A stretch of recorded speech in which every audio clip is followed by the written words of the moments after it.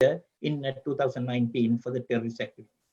And LTTE Tamil terrorists have tapped in Canada every imaginable source of revenue and through their front organization, businesses, migrant smuggling, especially human smuggling, passport forgery, drugs and organized crime, fraud, extortions, gangs and rallies in Toronto Public School, during which men in military uniforms carry replica of the assault rifles. So this is the report card of the LTTE.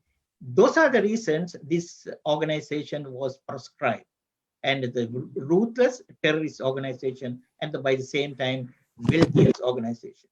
Now, after proscribed, then 2009 May 18, LTTE was militarily defeated, but LTTE Tamil terrorist international network is still active.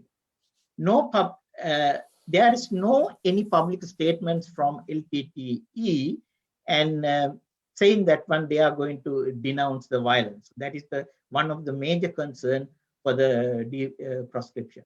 And in addition to that, they have no remorse for atrocities they have committed, and still they are continue their separate home and homeland concept, and but still they have no remorse for the atrocities they have committed. So those are the major concern if this group is de-proscribed. So what will happen to the Sri Lanka and the India? And so this is the basic background of the LTTE, Liberation Tigers of Tamil Eelam, and the Tamil terrorist group. Now there's another question, what is TGTE? TGTE is a proxy organization of LTTE, Tamil terrorists, but so they have, after military defeated the Sri Lanka army in May 18, 2009, their leader Prabhakaran killed while he trying to escape. And then after that, 3 decades of bloodshed stopped. But LTTE ideology did not stop. And they have, after that, they had many fractions. But according to our research, we found there are 4 major fractions within the LTTE. Then Rudra Kumaran in USA, he started with the transnational government of Tamil Eelam, government in exile, pretty much is a virtual government. So this is the history of the brief history of the TGTE. Now, so this is my brief presentation, because I am not going to do too much analysis, but however, so this is the time to give to address the issues with the other 2 panelists. Thank you. Well, thank you, Dr. Hewage. We have some questions that have come in, so if I could offer them to you now. A question from Dale Lewis in New York. Rudra Kumaran, the so-called Prime Minister of the TGTE, claims that it is unjustifiable to call the LTTE a terrorist organization, and also to prevent its aspirations to create an independent homeland in Sri Lanka. Can you comment on those views, please? Actually, this is the very complex questions about this, to provide the views about this conflict so within few minutes. But however, I do see 2 sections, 3 sections actually in this question. One question is Prime Minister of the TGTE, and so who is and how he is doing this operation. Second question is that the LTTE terrorist organization, that is the this question I already addressed my little presentation. And in addition to that, there's another question about the homeland concept about the Tamils. So that is the third question. So let me analyze the first question, who is Rudra Kumar. But actually, I have some information. Rudra Kumar was a lawyer, but he was reprimanded because of his misconduct, defrauding his clients. Actually, then after that, I can share the screen with you. And so you can see so this is the court decision came from United States Courts Appeal Division against the Rudra Kumar, then against Rudra Kumar appeal against the decision for the misconduct decision. Then when you look at this here, this decision was saying for the opinion, so you can see order of the grievance panel, upon due consideration, it is hereby ordered, judged, and decreed that the findings and recommendation of the court, the committee, and so it's gone on. Vishwanathan Rudrakumar is publicly reprimanded for the misconduct in this court. So then he is defrauded his clients, and he was reprimanded in UK, I mean United States. So this is the quality of this prime minister. So then other important question, I'm going to share the other case. Second case, what happened, he appealed to the Supreme Court of New York, the appellate division, the first department. But Supreme Court also confirmed, but he's defrauded, he was defrauded his clients. Then I'm not going through this complex for the legal issues, but I will scroll down to the bottom of here. So what is the decision came? And according to the committee, the petition for the reciprocal discipline pursuant to 22 NYCRR 603.3 should be granted and respondent publicly censored. Respondent means Rudra Kumar, and then respondent publicly censored. So now, so this is the situation. Because LTTE is a criminal organization, person who running the criminal organization and attached to the TGTE is defrauded publicly for his clients, and he was reprimanded by the United States. So then there is no any support for his best activities. So then criminal always join with the criminality, and then he was doing about 2,000 to 3,000 immigration cases.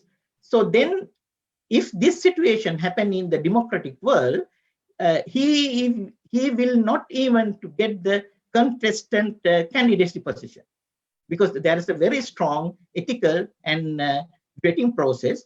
Then Rudra Kumaran will not qualify. But TGTE, LTTE proxy organization, he became prime minister of this TGT. So this is the quality and value of this organization. So let's talk about this other issue. And LTTE, I already explained the situation. So who's the terrorist organization? Why this organization proscribed? And in addition to that, independent homeland. There is no independent homeland for the Tamil in the separate part in Sri Lanka. Sri Lanka is a home for everybody, Tamil, Sinhalese, Muslim, and everybody. Then that is the fact we need to agreed on to reduce this, denounce the violence. There is no any separate ideology, separate state for the Tamil the group. On this 700,000, actually 300,000 living in for the northern peninsula, and they want to create the separate state. So therefore, it is not going to happen, and it is not the ideology is created by the LTTE and proxy group to have this war is going continually 3 decades, and it costs thousands of thousands innocent lives. So there is no Tamil homeland concept in Sri Lanka. Sri Lanka is a country for the home for everybody. So that is the fact we need to accept that. So this is my question answered. I think I answered very well, and I think there's a sufficient to answer. Yeah. Okay then. Thank you, Neville. We have another question from Nihal Jaya Singh in Sydney, Australia. Kamala Harris is likely to be the vice president of the USA, and she has Tamil roots. What would be the most probable course of action that she would be taking on Sri Lanka in favor of the LTTE? That's the first part of the question.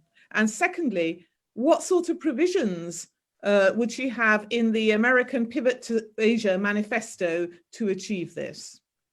But actually, our research finding clearly revealed that Kamala Harris, Vice President-elect, has roots to the Tamil Nadu. So she has no any roots is coming from Sri Lanka. That is a completely myth. It's circulating around the web and other social media. It has been created by the most likely the proxy group of LTTE, and they are trying to manipulate the facts. She is the Tamil and South Asian origin, and they are going to be in favor of the separatism and separating agenda.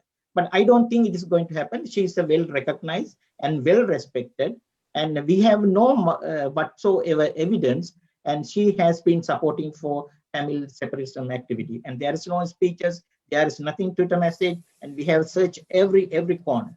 So that's meaning she will follow the American foreign policy, and she has to respect the Constitution of the America, and she will do it. Yeah, so that is my the understanding, and she will follow the American foreign policy. I don't think she is going to specifically interfere with the other countries' internal affairs. So that is my idea. Yeah. Thank you very much, Neville. We are now going to move on to our second speaker, Manish Upretv, who is going to discuss the geopolitical challenges to the unbanning of the LTTE and the consequences for Sri Lanka and for India. Now, Manish Upretv is an ex-diplomat. He's an alumnus of the Delhi School of Economics, University of Delhi, India, and of the University of London. In his ambassadorial capacity, Mr. Upretv looked after the Collaborative Intergovernmental Scientific Research Institute's malnutrition initiatives, and he played a very pivotal role in establishing nutrition programs in Mexico and Africa. He has been an intergovernmental observer for the United Nations. He has been a speaker and a panel member at many international forums, as well as writing as a columnist on international development issues. In 2006, by the Indian Institute of Human Rights. Manish, over to you to talk about geopolitical challenges of unbanning the LTTE and the consequences for Sri Lanka and for India.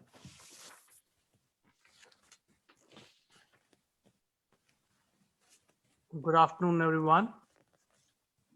And thank you very much, Myszka, Neville, and all of the panelists for giving me this opportunity to share my thoughts on this very important development, which is the de-proscription of LTTE and its consequences for the Indian subcontinent and its geopolitical stability.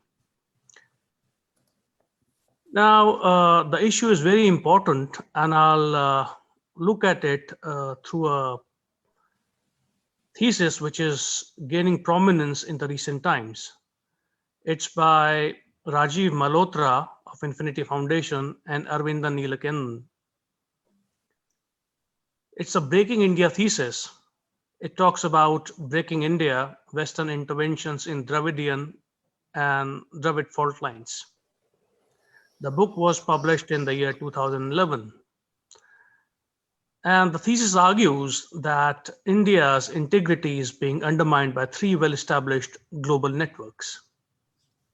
First is Islamic radicalism. Pakistan, Turkey, Iran, Wahhabism, they're part of it. And we have seen the riots in Delhi and Bangalore. Second is the Maoists and Marxist radicals.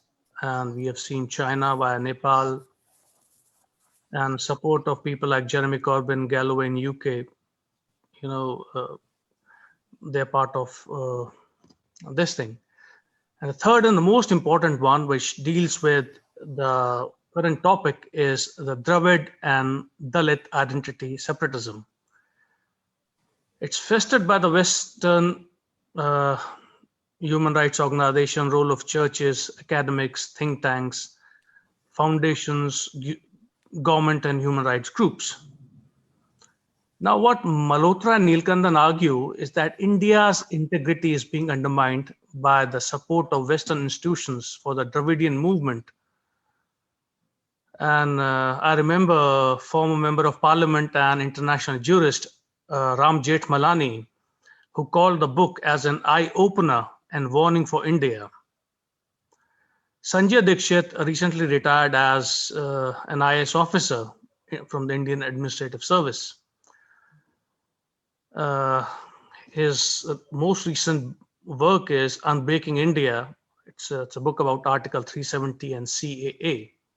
He says LTTE was essentially a church project, and they failed in Tamil Nadu, but they succeeded in Sri Lanka. The Tamil Nadu project is being reviewed after it tasted success in Tuticorin Vedanta plant protests. To understand this whole issue, we have to go back a little back in time, about the history of the Indian subcontinent. What exactly happened here? 1858, the power shifts from the East India Company to the British Crown. After 47 years, in 1905, Bengal was partitioned on the religious lines. In 1942, Dr. Gangadhar Adhikari, who was a member of the Communist Party of India, he submitted Adhikari report. So this report did not recognize India as a single nation state. And there was a CPI's resolution supporting Pakistan in September 1942. There was a book which was out in January 1944. It's called Pakistan, a Nation by L. Hamza. It's published by Sheikh Muhammad Ashraf of Lahore. Strangely, the book which came out in 1944 has exactly the same boundaries, which are that of the Radcliffe Commission when India gained independence in 1947. So one doubts, there was much more to it. It was all pre-planned. It was all schemed. And after partition, what happened? The state of Kalat, Balochistan, they wanted to join India, but Nehru refused. In 1950, King Tribhuvan of Nepal, he wanted to join India, but Sardar Patel supported the idea, but Nehru ultimately declined. So an important part is the church, along with the communists, they supported the idea of Pakistan by the Muslim League. And after independence, what happened was missionary activities went up in India in a significant manner. Northeastern part of India is essentially Christian now. On the advice of British missionary Verrier Elwyn, Hindu sadhus were not allowed to go to the northeast of India, but missionary activities allowed. The impact was, for example, Nagaland. It had 20% Christian population in 1947. It's over 95% now. And the same happened with Tamil Nadu. There was a study which was done by the Center for Policy Studies, Chennai, which said that especially in the southern part of Tamil Nadu, the Christian population is around 46.5%, which was around 30% in 1921. Another important finding is that Tamil Nadu is the most favorable state for the growth of Christianity. Internationally, the movement for Dravidistan gained movement. In 1998, on Gandhi Jayanti, 2nd of October, a US Democrat Congressman, Adolphus Towns, he reiterated that India is a country which is made of many nations and India's breakup is inevitable. He talks about Sikhs, Christian Nagas, Manipuri, Kashmiri Muslims, and Tamils. And he also says that it has been American policy to preserve the current artificial stability in South Asia. But that was in 1998. After 9/11, the policy of the West changed toward terrorism. Recently, after Joe Biden won, the DMK chief, Stalin, he wrote a message to Kamala Harris saying that her victory gives hope to the Dravidian movement. We have to realize one thing, that next year, the state of Tamil Nadu in India is having state elections. Now, coming back about India's foreign policy, about the Sri Lanka and Nepal, the involvement of India with LTTE and Nepal. Amar Bhushan, who retired as the Additional Secretary, Cabinet Secretariat, he wrote a book called Inside Nepal. He said in 1990, Research and Analysis Wing of India, it launched covert operation to bring down absolute monarchy in Nepal, paving way for constitutional monarchy. Did it help India? No. Just look at the present communist government in Nepal. It proves the foreign policy of India was a bit myopic. In this context of Sri Lanka, what happened that after this LTTE thing started, Indian peacekeeping force was sent, which was there in Sri Lanka from 1987 to 1990. On 21st of May 1991, Rajiv Gandhi was assassinated by LTTE in Sri Perumbudur.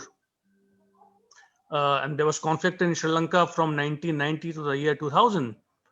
In 2005, there was a new government which formed in Sri Lanka, and President Gotabaya Rajapaksa was the then defense minister.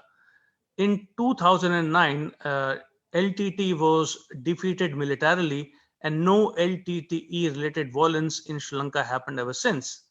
Lesson is self-help is the best help. Interestingly, in 2006, when Sri Lanka was starting the operations, retired General of the Indian Army, Amarjit Singh Kalkat, he had said, there is no armed resolution to the conflict. The Sri Lankan army cannot win the war against the Lankan Tamil insurgents. I'm glad that the General Kalkat proved wrong. Generals do get proven wrong. For example, I remember General Sundarji, who famously told Indira Gandhi in 1984, give me 24 hours to deal with the siege of the Golden Temple, and everybody knows what happened. It seems there are two categories of generals in India. On one hand, you have Field Marshal Manekshaw, General Arora, and General Jacobs. On the other, you have General Kalkat, General Sundarji, General B.M. Kaul, General Prannath Thapa.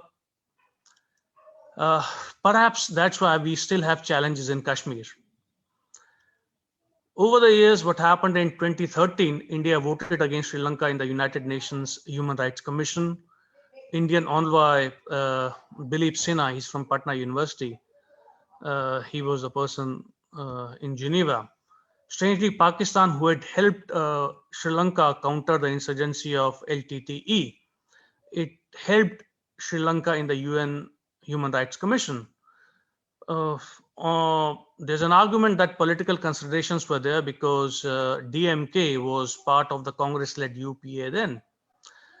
It gives rise to a very important question, which is actually a challenge. Should domestic considerations be affecting foreign policy of a country? Things changed a bit when NDA government was formed, and Sushma Swaraj, she paid heed to the Sri Lankan concerns as the foreign minister of India. And that time I remember Professor Sudarshan Senaviratne was the High Commissioner of Sri Lanka to India. Professor Senaviratne is the classmate of Hardeep Singh Puri, the Minister of Civil Aviation from Hindu College days. And PM Modi has good terms with President and PM Rajapaksa's.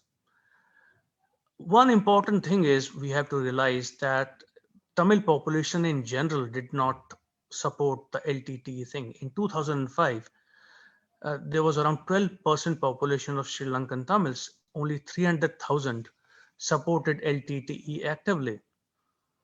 And what happened last month when UK lifted the ban on LTTE, when France, Austria, India, Sri Lanka, Mozambique are facing terror attacks?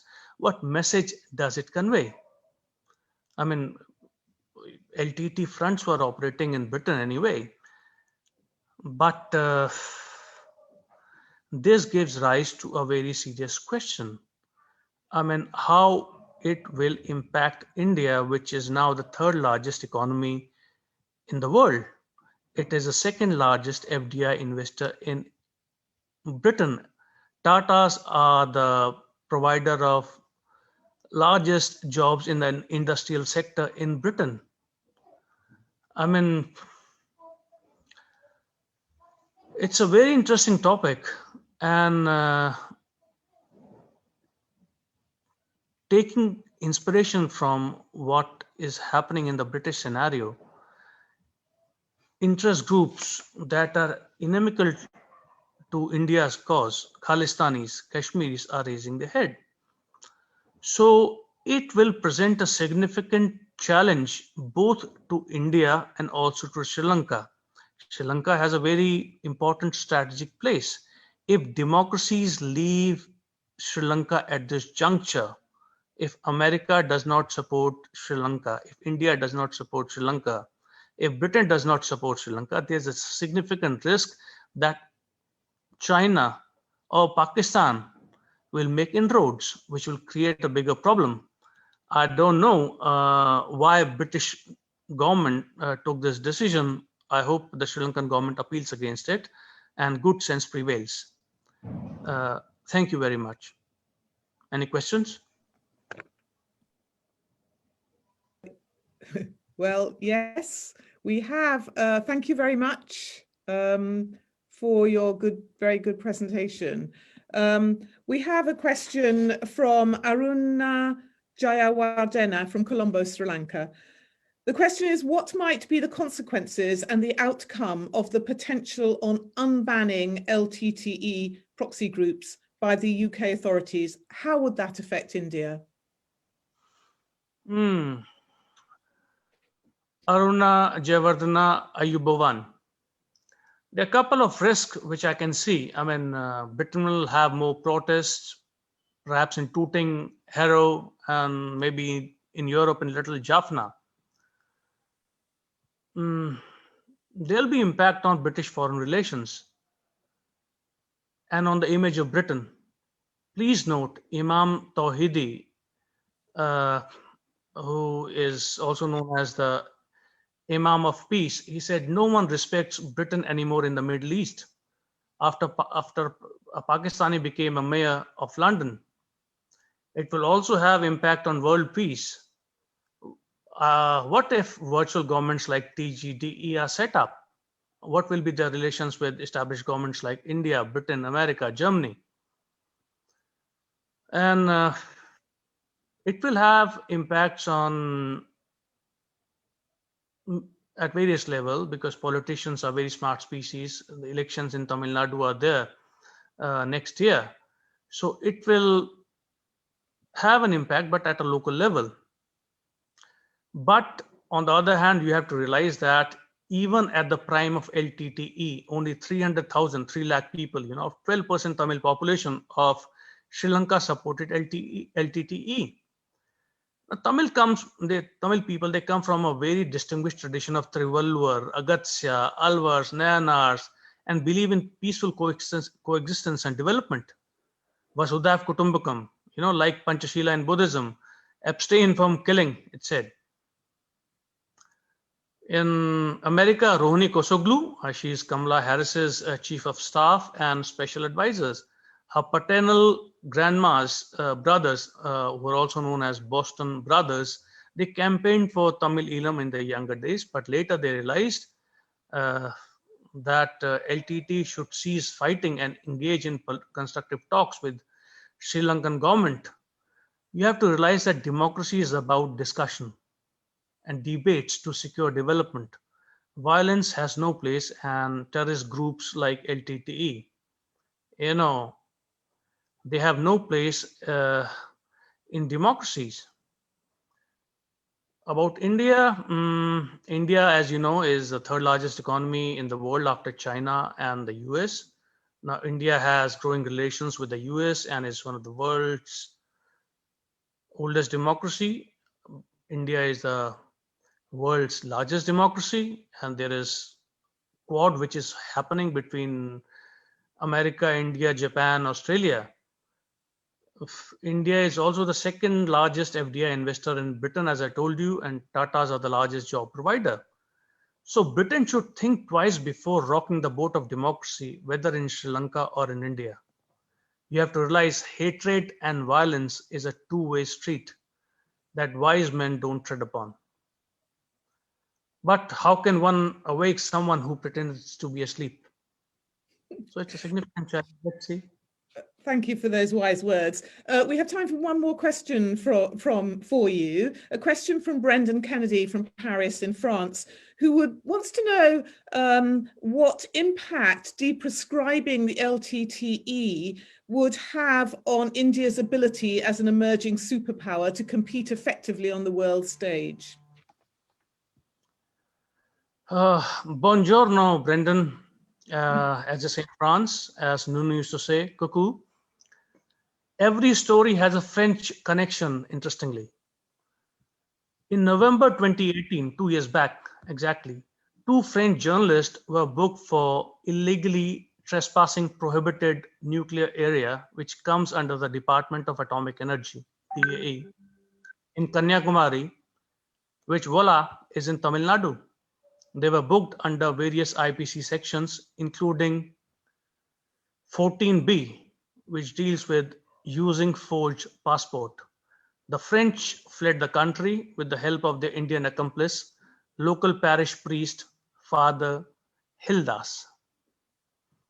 What will be the impacts on India, which is a growing power? I was reading the newspapers this morning. India's forex reserves, as per news report this morning, stand at $568.5 billion. They are up 7.8 billion from last week. Economists predict that forex reserves will cross $1 trillion after mid 2021, and India would be growing in double digits in the late 2021 after this COVID thing is over. About Tamil Nadu ranks second in India in its GDP. It's around $290 billion last year, and fifth in GDP per capita, with low unemployment, which is around between 2 to 3%, and over 50% of Tamil Nadu's GDP is from services sector.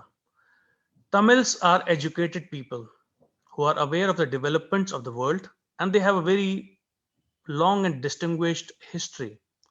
Would they go for a path which they have seen suffered consequences? There's a saying in Hindi, na khuda mila, na visale sanam, where neither one gets his beloved nor his God. No. Second thing is, the world needs India both as an ally and as a partner and as a big market. So I think that India will keep on moving the trajectory it is on. And democracies, whether it's America, European Union, and even Britain, will realize their mistake. And I'm sure things will be all right in the due course of time. Thank you. Thank you. Thank you, Mr. Upretv. We are now going to move on to our third speaker, Dr. Prakash Shah, who is going to discuss the decision made by the Proscribed Organisations Appeal Commission, the POAC, and how it is flawed on several grounds. Dr. Shah is a lawyer. He's qualified at the London School of Economics, LSE, and the School of Oriental and African Studies, SOAS, and he's a reader in culture and law at Queen Mary's, University of London.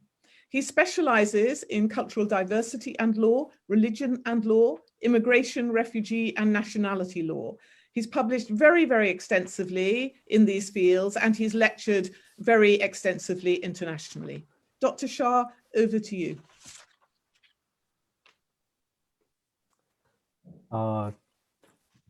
Happy New Year to those who are celebrating. Thank you, Myszka. Thank you, Manish and Dr. Neville also for setting the context with respect to what I have to relate to the audience. So my job is basically to set out the context of the current litigation, which has really attracted the attention of people, and really is the background or background reason why we are having this this seminar, I suppose. So I have a PowerPoint prepared, so I will just share the screen here, if that's okay. Right, I think you can see it now. Is that correct? Okay, so I will just outline the background factors which have led to the current sort of situation we're in with respect to the litigation in the UK. So first of all, we are concerned to look primarily at the judgment of a body called the Proscribed Organization Appeals Commission, the POAC, and the decision was made in the second half of October 2020. So it's just a few weeks ago, actually, but perhaps about three and a bit more weeks ago. The background to the decision, and in fact the setting up of the body itself, the POAC itself, lies in the Terrorism Act of 2000 in Britain.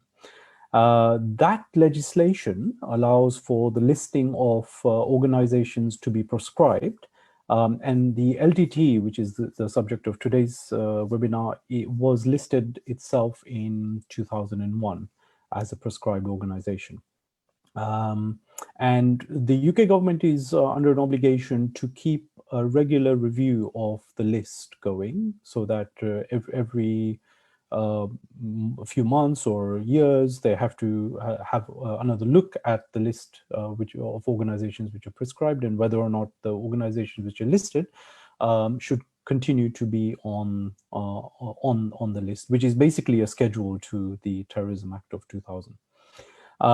There's also a parallel possibility of requesting the de-proscription. So anybody who thinks fit can make a request to the Home Secretary, and the Home Secretary has to consider, through quite an involved process, whether or not de-proscription is the correct course to be taken.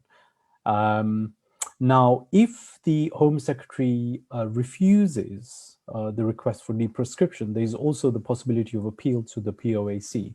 And this is where our current concern with the decision of the POAC comes about, because in fact what we have to consider is just exactly such an appeal, which was made in response to the rejection by the Home Secretary of a request to de-proscribe the LTTE. Now, when the POAC considers an appeal, it is akin to what we refer to as judicial review in the United Kingdom, which actually is not a full appeal, but it provides a restricted grounds of review so that the judges will examine the way in which a decision has been made, and whether or not it's lawful, whether or not it complies with procedural requirements, and so on. So it's quite a limited way of scrutinizing an executive decision. But the judges at the same time have said that they will apply what they refer to as intense scrutiny, given the fact that some fundamental rights are also at issue inevitably in such situations, and we see that in the current litigation as well. So what happened during the litigation before the POAC? There was a request made by the transnational government of Tamil Eelam, the TGTE, about which we've heard already, and that request was refused, and so it's that organization which brought an appeal to the POAC against the refusal. This Home Secretary eventually decided on the 8th of March 2019 to reject the request. And actually, if you look at the way in which the decision was made by Her Majesty's government, you'll notice that it's actually quite an intensive process of examining whether or not an organization should continue to be prescribed under the legislation. It's quite an involved process, and it involves taking in evidence from a variety of different actors and positions. And you might say stakeholders, right? And so, for example, if you look at the kind of information that came from various quarters in scrutinizing whether or not the LTTE should be de-proscribed On this occasion, you find that in the judgment of the POAC, you find that there is a reference to consultation with the High Commissioner in Sri Lanka, the Foreign and Commonwealth Office of the UK, a body which is known as the Joint Terrorism Analysis Center, the JTAC, which is actually composed of representatives of different departments within government. There's also a separate community impact assessment done to examine the way in which any decision to de-proscribe will have on the community of Sri Lankans present in the UK. And then there's also a proscription review group, the so-called PRG, which sits down and takes in all the evidence that has been proffered and makes a recommendation to the Secretary of State. So it's quite an involved process, and it's not an exercise which seems to be undertaken lightly by the executive authorities in the United Kingdom. And in this case also, you see that there was an extensive evidence which was gathered before the ministerial decision was made. Now, there are a variety of grounds which, as a matter of policy, as a matter of departmental or ministerial policy, are taken into account when deciding whether or not to de-proscribe an organization. And one of the 5 grounds, is the need to support other members of the international community in the global fight against terrorism. And so, you know, we've heard already this evening about the way in which that any decision to de-proscribe in the United Kingdom will have an impact abroad. And this is also one of the things, or one of the considerations that the British government has in mind when it makes a decision to de-proscribe. Okay, so what potential reasons to refuse are evident from the judgment of the POAC itself, right?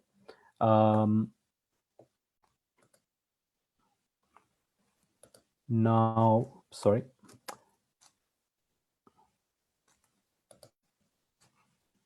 Yeah.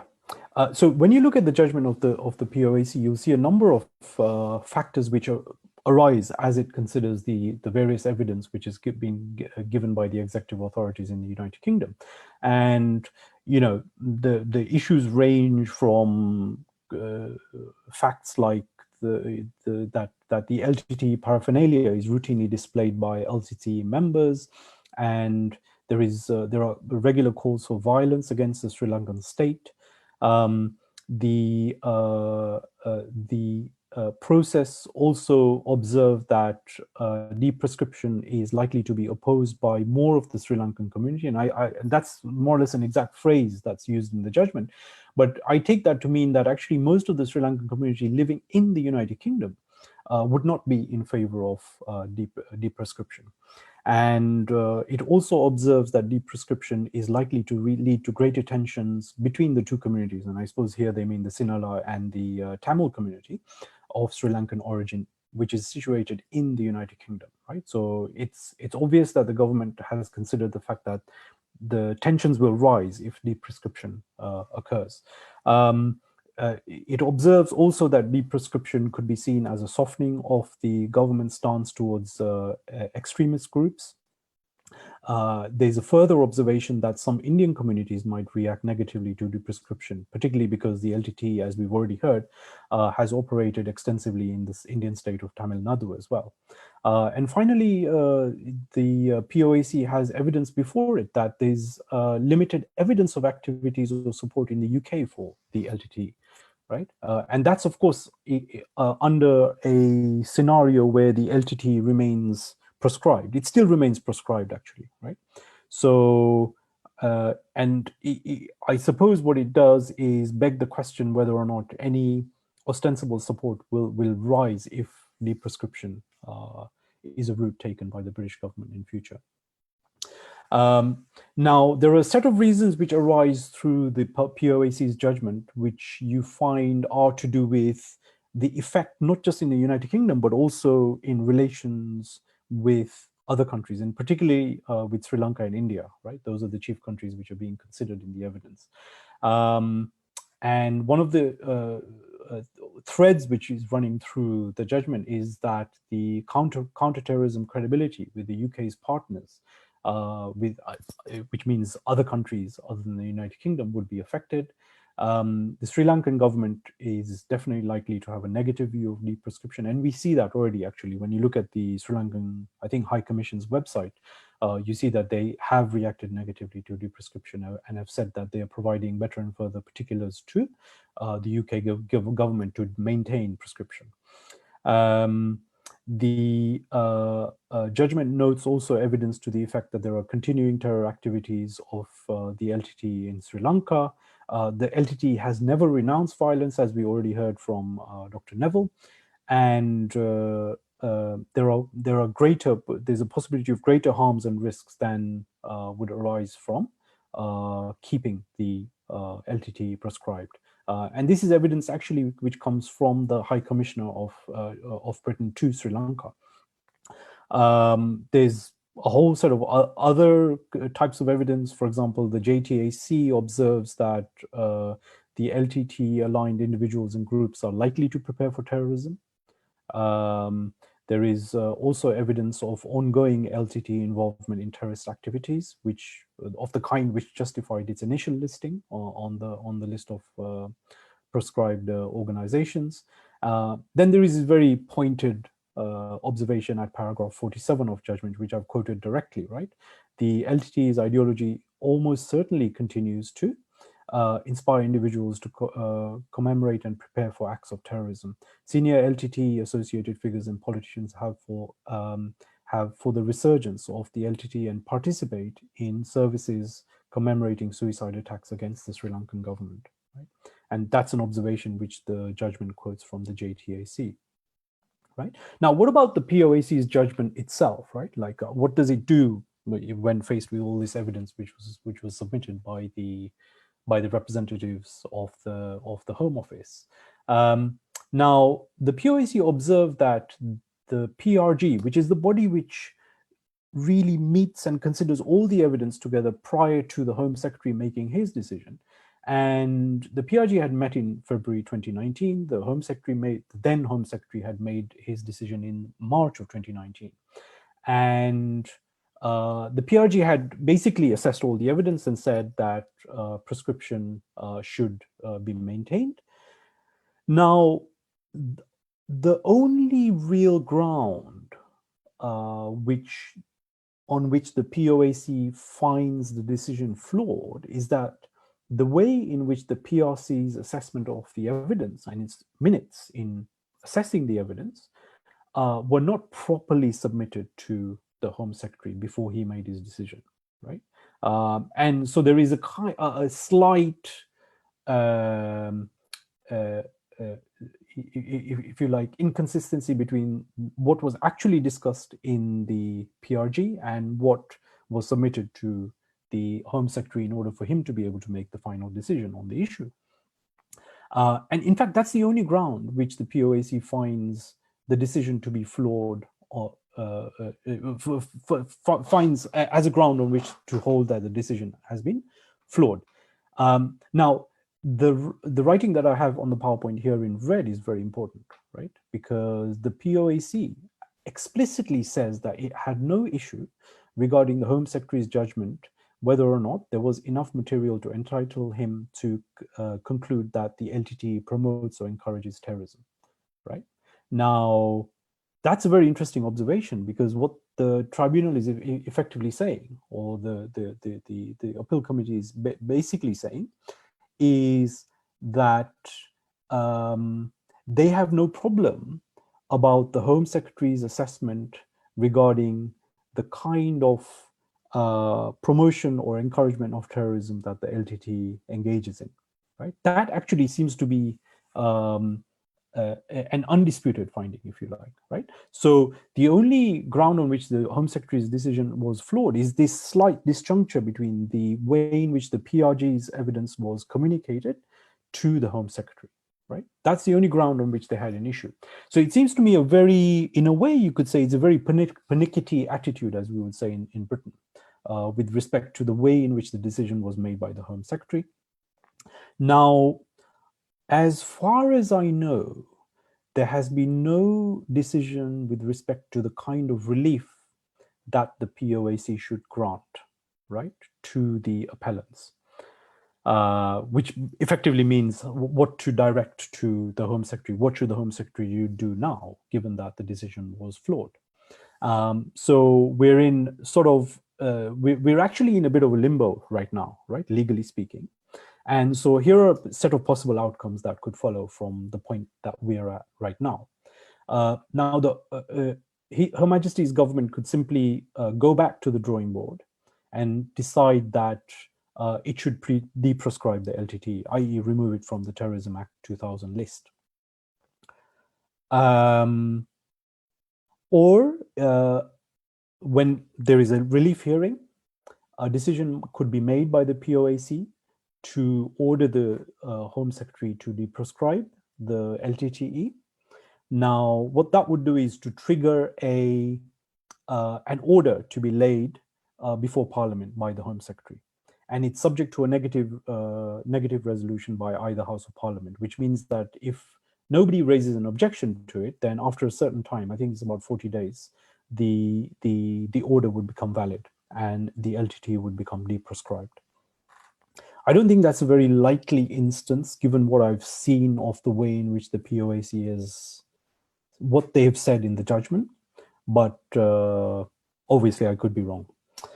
Her Majesty's government could also appeal against the POAC decision. So what that would mean is that there would be an appeal to the Court of Appeal from here. And the Home Secretary would have to ask for permission either to the POAC, and if the POAC refused, then they would have to renew the application for leave to appeal to the Court of Appeal directly. That's an option, but that rather depends, I think, on what happens, whether or not, what happens at the relief hearing, and what exactly the POAC orders the Home Secretary to do, if it does. One final option I could think of is that the Home Secretary basically undertakes to go back and make their decision, but doing it better this time, right? Given that the POAC itself is observed that there are fairly strong grounds to maintain the prescription of the LTTE, they could simply go back again to their offices and say, look, this is now the solid ground upon which we make our decision. And of course, they could consult their international partners and say, look, if you've got more evidence, please send it to us so that we have a more solid basis on which to maintain prescription.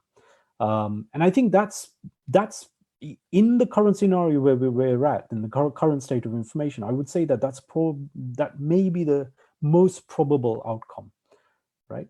So I suppose what I'm doing is also urging a bit of caution. We shouldn't get carried away and assume that it's inevitable that there will be a de-proscription of the LTTE. And I think it's quite probable that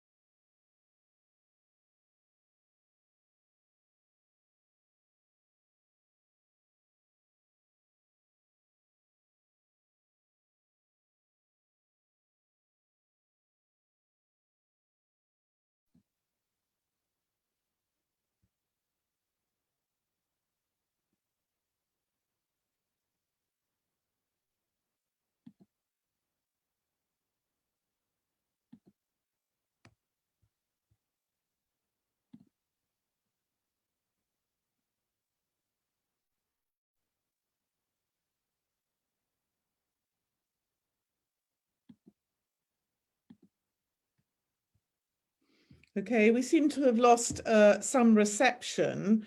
So I'm assuming that we can at this point continue. Now, Dr. Shah has very effectively answered many of the questions that have actually been coming in online during the presentation. So what I'm going to suggest now is that we move on to the panel questions, and we have roughly 10 minutes of panel questions. The first one that has come in for the entire panel, if I could ask everyone to unmute, please. Could you please unmute panel? Manish, Neville. And Neville, could you please unmute? Manish, unmute. Thank you. So a question for the panel. Would de-proscription give the wrong signals to other proscribed groups in the UK, making it a soft, UK as a soft touch, given that the UK is at a high alert stage due to 2 attacks that have taken place very recently? And attacks that have taken place very recently in Europe? But actually, so my personal view regarding this issue, then I think it's a completely wrong signal. And other proscribed group, and so they wants to follow the same route, and they can, one of the argument from TGTE presented by the TGTE members, Arumugam and others. And one of the arguments they have mentioned at the POAC, and they have not renounced any activities, terrorist activities in Sri Lanka. So it doesn't mean that they are not going to do any terrorist activity. So that is the concern. They have not renounced never renounced. There is no statement they are not going to follow the violent path. So therefore, this technique and this technique can be adapted by the other terrorist group, and so they can be silenced and they can go there for the sleeper cells for the 4 years. But actually, that first initial filing was submitted on 2014. Then after that, 2018 was at that point, TGTE members, Arumugam and others, they filed the case, asked Home Office to de-proscribe. So this technique, but if this cases go and held continually, it can be a precedent. That is a very, very dangerous situation for the whole world. Even Al-Qaeda or some other groups might come and say, okay, there is no any terrorist attack for the United States or Canada or France or some other for the Western world, and there is no bombs in Afghanistan 4 years, and please grant us de-proscribe. And that is one of the major argument came from there. It is a very, very dangerous precedent. So therefore, by de-proscribing this LTTE group, and given a very dangerous situation for the international security. Thank you, Neville. Manish, do you have any comment in relation to the Indian subcontinent? If, how would de-proscription of the LTTE affect the geopolitical stability of the Indian subcontinent? Very briefly, please. If you look at the geopolitical stability of India, of the Indian subcontinent, it's going through a very interesting phase. United States is moving out of Afghanistan. Pakistan is more like a basket case. Bangladesh is the best performer in terms of GDP growth and human development indices growth. Nepal is with the communist government with hot-cold relationship with India and China. There's a new government in Sri Lanka with absolute majority like that in India. On the other hand, India is the world's third largest economy now, and the region has China as its neighbor, which is the world's largest economy. Sri Lanka itself has a GDP of around 322 billion. Secretary of State Mike Pompeo was in Colombo last month after his visit to New Delhi. Sri Lanka, you have to realize, has a very important strategic location. Now, who would want to affect the stability of the Indian subcontinent? US? No. India? No. Why? So that Sri Lanka moves closer to China and Pakistan. So, especially with the relationship that China has with Britain now, after Britain banned Huawei's 5G network in July, which has risked around $23.6 billion. So if democracies like the India, US, UK fail Sri Lanka, one can only guess the consequences. We live in interesting times. Anyway, when it will have serious implications. In Britain, what's happening is UK politicians have started supporting Sikh separatism. The issue of Khalistan is coming up, and institutional isomorphism is taking shape. Like the Labour member of Parliament, they supported LTTE in 2007 and all that. What's happening now? The conservative politicians like Robbie Moore, Paul Bristow, James Daly, they have formed a group on Kashmir. So I don't know whether you know the case of Ghulam Nabi Fai, who was arrested by the FBI in America because the Pakistan's intelligence agency, they gave him around $3.5 million to influence the US government. So there's a significant risk, that some game might be underplay in Britain, that authorities need to be a bit careful of, they have to be a bit careful of the developments happening at the local level. So that's that. Thank you. Thank you, Manish. Dr. Shah, I see you've managed to come back on again. I was saying that you have effectively answered most of the questions coming through during your talk, which is good. We have a question from Rear Admiral Sarath Virasakara from Sri Lanka. How do we exert pressure on the UK Parliament to ensure that they don't approve de-proscribing? Should I answer that? Please. Yeah. Yes. I'm not really sure in terms of the level of organization of the Sri Lankan community here. But one of the things that could and perhaps must be done is to ensure that all your local MPs are fully appraised of the of the background and to the current situation and also your concerns about it. Because usually what tends to happen is that a lot of these policies are happening by default. And one of the dangers I see in the kind of challenge structure that's been adopted to prescription and de-proscription is that it happens through the courts, which means that not many people can necessarily take part. I mean, court action is very difficult to maneuver around. It's also very expensive, and not many people have the organization or resources to put together a team in order to challenge, let's say, the de-proscription, potential de-proscription of the LTTE. So what you need to do probably is to use the political route and ensure that the parliamentary authorities, your local MPs and ministers and so on, are fully informed of your concerns. But I would also say one more thing. I think Manish, you made a very interesting point about the Khalistani activism. In 2016, a body called the Sikh Federation managed to get de-proscription of an organization called the International Sikh Youth Federation. What they also tried legal action first, and when the Home Secretary had their day in court, they couldn't defend themselves. So what they did was they withdrew their de-proscription and said to the court that we will now reconsider this decision and de-proscribe the ISYF, the International Sikh Youth Federation.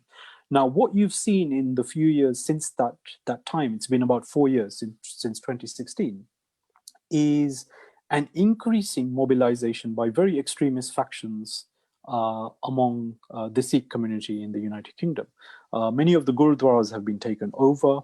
The entire public discourse on Sikhism and the political dimension of Sikhs and what they want in terms of public policy and so on has been dominated by the Sikh Federation, right, which is working quite closely together with the ISYF. And I don't know about any overlapping membership. Maybe there's a history of that as well. But the other curious thing is that they have two members of parliament who are fully aligned to their cause. and also seem to have the backing of the Pakistani government, right? As Khalistani movements or Khalistani organizations in the past have had. So what you've got now is a kind of freezing of the ability of the Sikh community to be able to articulate any alternative vision or any alternative political agenda. And I know personally academic friends of mine who've been put under a lot of pressure to say things which the Sikh Federation would want them to say or mandate, right? And they're not free to take their own positions. And these are Sikh academics who have good positions in British universities, but are being sort of pressured into. So if you translate that experience to the Tamil situation, see, Dr. Neville already mentioned information to the effect that there's been extortion of Tamil businesses in outside of Sri Lanka, right? Now I frequent Tamil businesses. I frequent Tamil shops near, in various parts of London, and you see them freely operating. Now, should the LTTE be de-proscribed, you can imagine the kind of pressure these kinds of businesses will face to cough up funds for illicit use in a conflict which most of these people have no role in and they don't approve of, right? And I don't see the UK government authorities being able to police this kind of intimidation, right? So you've got a massive impact, not just in terms of the international relations of Britain, right, as was fully admitted by the POAC, but also a kind of strangulation of the freedom of components within the ethnic minority communities in Britain to be able to fully exercise their freedoms of association and so on. So the POAC talks about fundamental rights, but it really is only paying attention to the fundamental rights of the of terrorist organizations, as though they are the only people who have some kind of fundamental rights, right? And when you look at the articulation of the fundamental rights in the human rights instruments, like the European Convention of Human Rights, they're not unqualified. They're all subject to considerations of public policy and public order and so on. So these are not unqualified rights, which only one side ought to be able to enjoy, right?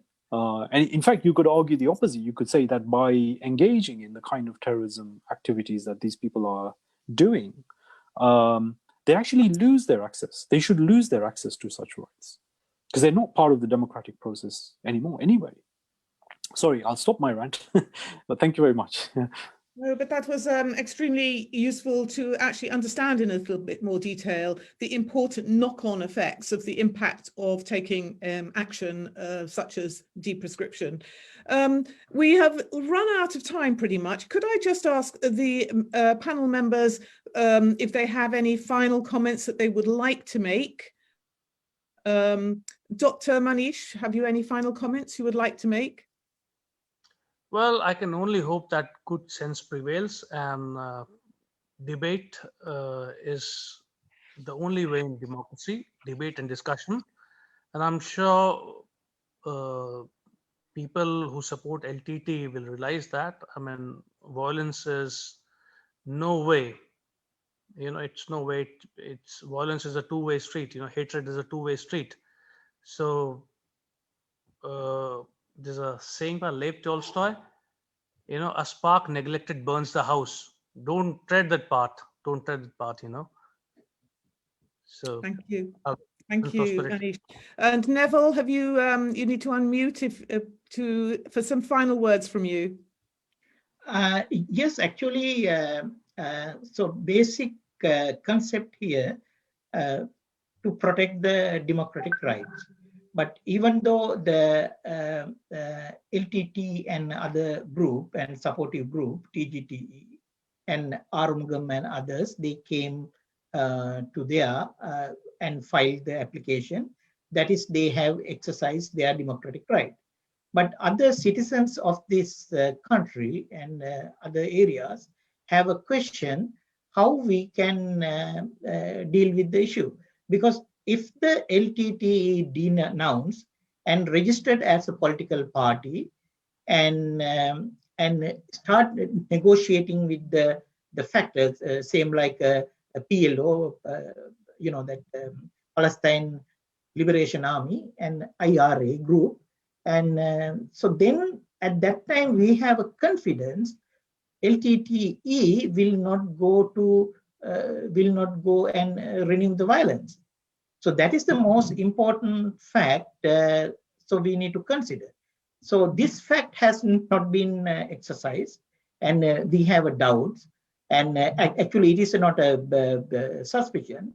We have a belief, and they are going to renounce the violence. Then one of the other issue at the proscribed association, they have bring that the idea. So one of the argument brought from the TGTE and Armugam and others why it should be de-proscribed, and they also say that LTTE ideology, based on that ideology, individual people has committed some crimes and attack and have some terrorist activity. It is not just the ideal of the LTTE as an organization idea. That is the completely flawed argument in my point.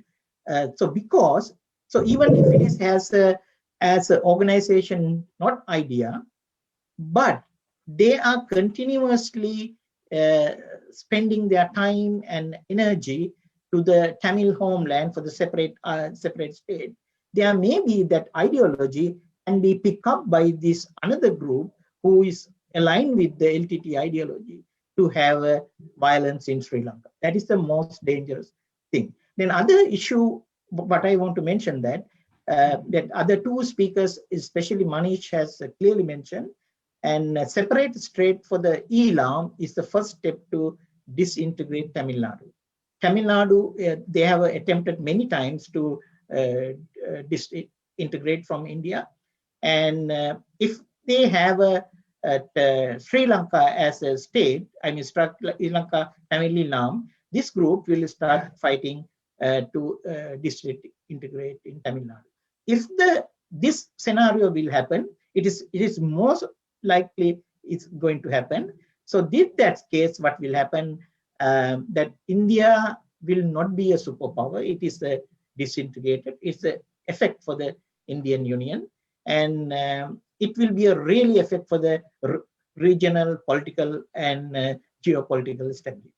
So this is what we need to consider all the time. So this is what. Yeah. Thank you, Neville. And Dr. Shah, last words, please. Yes, I'm somewhat at a loss to sort of match what's already been said, but I would say people perhaps hold fire, looking at the detail of the POAC judgment. I think there are, depending on your political viewpoint, there are grounds for optimism, and there are also steps that can be taken before any decision is taken by the executive authorities in the UK. So as was already said earlier, there are political mechanisms where you should make your views known